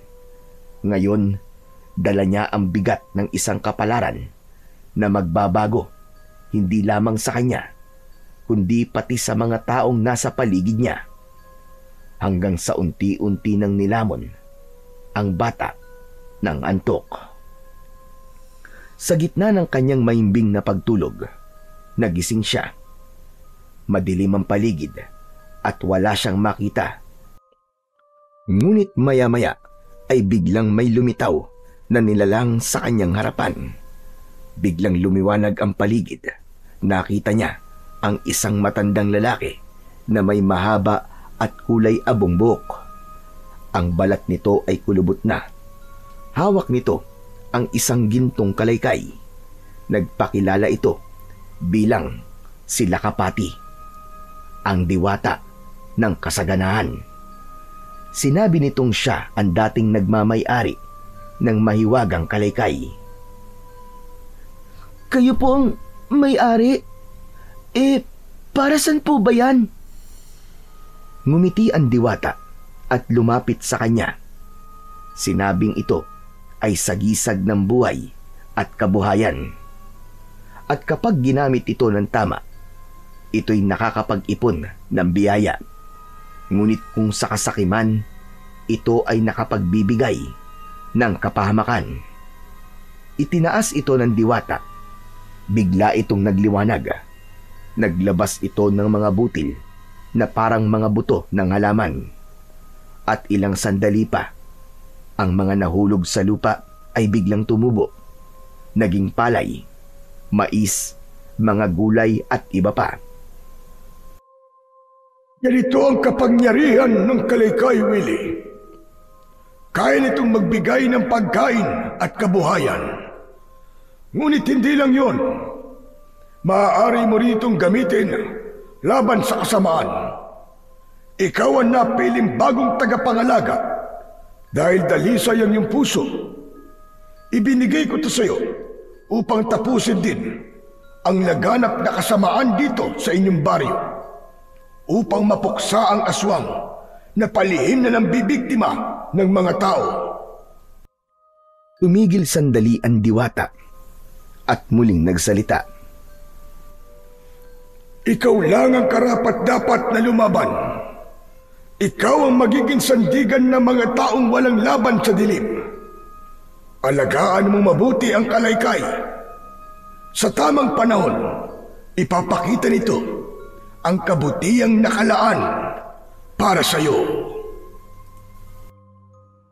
Pagdilat ng mga mata ni Willie, pawis na pawis siya. Nanginginig ang kanyang mga kamay at nakatabi sa kanya ang mahiwagang Kalaykay. Hindi niya alam kung panaginip lang yun, pero alam niyang totoo ang lahat ng sinabi ng diwata sa kanya. Kinabukasan, pagkagising niya, agad niyang pinuntahan si Agassi. Nang makita ang kaibigan, agad niyang sinabi ang lahat ng mga nangyari sa kanya ng gabi. Nagulat ang kaibigan sa kanyang mga kinuwento at halos hindi makapaniwala. Ngunit ang mas lalong gumimbal sa kanya ay nang sabihin ni Willie na mukhang kilala niya kung sino ang aswang na umatake at ito ang gusto niyang puntahan ng mga oras na yon. Sino? Si Mang Erning. Ha? Ano? Paano nangyari yun? Hindi ko alam eh. Basta, kung gusto mo, alamin na lang natin kung siya nga ba talaga. Halika na, puntahan natin. Hindi na nag-aksaya ng oras ang dalawa. Nagpunta sila kagad sa junk shop. Sarado ito at walang ni isang tao sa labas. Naku, walang tao. Pasukin natin. Ano? Nababaliw ka na ba? Bakit tayo papasok dyan? Masama yun. Hindi siya pinakinggan ni Willie. Itinulak nito ang gate at agad naman yung bumukas. Wala nang nagawa si Agassi kundi ang sumunod sa kaibigan.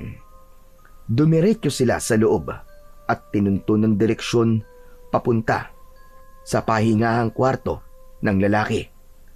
Sumilip sila sa bintana at doon nila nakita si Mang Erning na nakahiga sa saig. Nanginginig ito at halatang nahihirapan. Nakahubad ang kanyang pang-itaas kaya lantad sa kanila ang katawan nito. At doon napansin nilang parang nasunog ang kanyang braso, pataas sa balikat hanggang sa halos kalahati ng kanyang balat. Napansin nilang patuloy ang pagkasunog, parang nilalamon ng apoy na hindi nila nakikita. Biglang pumasok si Agassi. Mang Erning, ano nangyayari sa inyo? Nilingon sila ng lalaki. Pagkakita niya kay Willie at sa Kalaykay na hawak pa rin ito, ay namilog ang kanyang mga mata. Doon napatunayan ni Willie na siya nga ang aswang na umatake kagabi. Lalo na nang makita niya ang bahagyang paghaba ng pangil ng matanda habang nakatingin sa kanya. Ngunit hindi ito makakilos. Halatang hinang-hina. Maya-maya pa ay bigla silang nakarinig ng mga ungol mula sa silid na nakasara. Nagkatinginan ang dalawang bata at dali-daling pinuntahan ang pinto. Binuksan nila ito at tumambad sa kanila ang ilang tao na nakagapos at may busal sa bibig. At doon nanlaki ang mga mata ni Willie nang makita niya ang kanyang kinikilalang ama. Agad niyang nilapitan ito at kinalas ang tali. Willie! Willie, salamat anak! Salamat iniligtas mo ko! Utang ko sa iyo ang buhay ko, anak! Niyakap siya ng lalaki at doon unang naramdaman ni Willie ang init ng yakap nito. Pagkatapos nun ay kinalagan pa ng dalawang bata ang mga tali ng ibang biyag sa loob ng silid. Halata ang matinding paghihirap na dinanas ng mga ito. Puno ng pasa, ng sugat at bakas sa kanilang muka ang matinding gutom. Nang makalaya, may ilang naghurumintado at gustong bugbugin ang aswang. Pero nang makita nila ang kalagayan nito, napahinto sila. Hindi na kailangan madumihan pa ang ating kamay. Ang Diyos na mismo ang humatol sa kanya. Tahimik na tumango ang iba. May ilang umatras at umuwi na. Mabilis na kumalat sa buong baryo ang nangyari. Mabilis din dumami ang tao sa loob at labas para makiusyoso. Ang mga tao ay nagsiksikan. Bawat isa ay gustong masaksihan ang nangyayari. Gusto nilang makita ang halimaw na sikretong nananalasa sa kanilang baryo. Habang nagkakagulo ang mga tao, ang nakahandusay na si Mang Erning ay unti-unting kinakain ng paso kahit wala namang apoy. Ang kanyang ungol ay palakas ng palakas. Naghirap ito ng todo, lalo pa at maraming nakatingin sa kanya na parang hinihintay ng lahat ang kanyang kamatayan. Sa huli, isang malakas na sigaw ang kanyang pinakawalan. At pagkatapos nun, ay bumalong ang katahimikan. Dahan-dahan itong nalusaw sa mismong sahig ng kanyang junk shop. Walang natira kundi abo at amoy ng pagkasunog. Pagkaraan ng araw na yon, nanumbalik ang katahimikan sa baryo. Nawala na ang banta ng aswang at isang bagong pag-asa ang sumibol sa kanilang komunidad. Samantala si Willie, imbis na gamitin ang kalaykay sa pagpapayaman, ay ginamit niya ito para palaguin ang mga pananim ng mga magsasaka. Dahil sa tulong nito, naging masigla ang mga tanim. Dumami ang mga ani, dumami ang biyaya sa kanilang baryo, at sumigla ang kabuhayan ng lahat ng mga tao. Ganon din si Agassi. Ang buhay ng kanilang ina ay nagbago. Ang gintong ipinatago ni Willie sa kaibigan ay ibinigay na niya dito. Nakapagpatayo sila ng kanyang ina ng maayos na bahay at nangako ang ina ni Agassi na magbabago na at hindi na muling magsusugal. Ngunit hindi lang ang pamilya ng kaibigan ang nagbago, kundi maging ang kanyang ama na dating lasenggo at walang direksyon ay natuto ng magpigil at nagsimulang magbanat ng buto para makatulong sa kanilang kabuhayan. Ang kanyang ina naman na minsan binalot ng kasakiman ay bumalik sa kanilang bahay. Labis ang pagsisisi nito matapos manakawan at muntik nang mapahamak dahil sa mga dala niyang alahas at pera. Doon niya naunawaan na walang halaga ang kayamanan kung ang kapalit naman ito ay kapahamakan at pagkasira ng kanyang pamilya. Masayang masaya si Willie dahil naayos ang lahat ng bagay sa pamilya. Bagamat hindi na ipinakilala sa kanya ang tunay na ama, mahalaga para sa kanya ay nagkapatawaran na ang kanyang ama at ina at pinili nilang ayusin ang buhay nila. Para kay Willie, sapat na ang makitang nagkaayos at nagkapatawaran ang mga taong mahalaga sa kanya. Araw-araw ay gumagaan ang pakiramdam niya. Ang dating mga sigawan at away ay napalitan ng tawanan, at yun ang pinakamagandang biyaya na natanggap niya sa buong buhay niya. Ito ay ang magkaroon ng tahanan na puno ng kapayapaan at pagmamahalan. Tahimik siyang nagpasalamat, lalo na at unti-unti niya nang nararamdaman, lalo na sa kanyang kinikilalang ama, na bagamat nagkulang sa kanya ng pagmamahal noon, ay nagbago na at bumawi sa kanya. Natutunan niyang ang tunay na pamilya ay hindi nasusukat sa dugo, kundi sa pagpapatawad, pagtanggap at paninindigan sa isa't isa. Sa kabila ng lahat ng pinagdaanan, natutunan ni Willie na ang tunay na halaga ng kapangyarihan ay hindi nasusukat sa ginto o kayamanan, kundi sa kung paano ito nagiging daan para sa kabutihan ng mas nakararami. Nabaon sa kanyang isipan na ang kasakiman ay laging nagbubunga ng kapahamakan, samantalang ang kabutihan ay nagdudulot ng walang hanggang biyaya. Sa kanyang murang edad, natutunan niya na ang tunay na yaman ay matatagpuan sa pagkakaroon ng pamilyang nagmamahalan at sa pusong handang tumulong sa kapwa. Sa huli, hindi lamang siya naging tagapagdala ng mahiwagang kalaykay. Siya ay naging sagisag ng pag-asa, sakripisyo at pagbabago, hindi lamang para sa kanyang pamilya, kundi para sa buong baryo na kanyang tunay na yaman.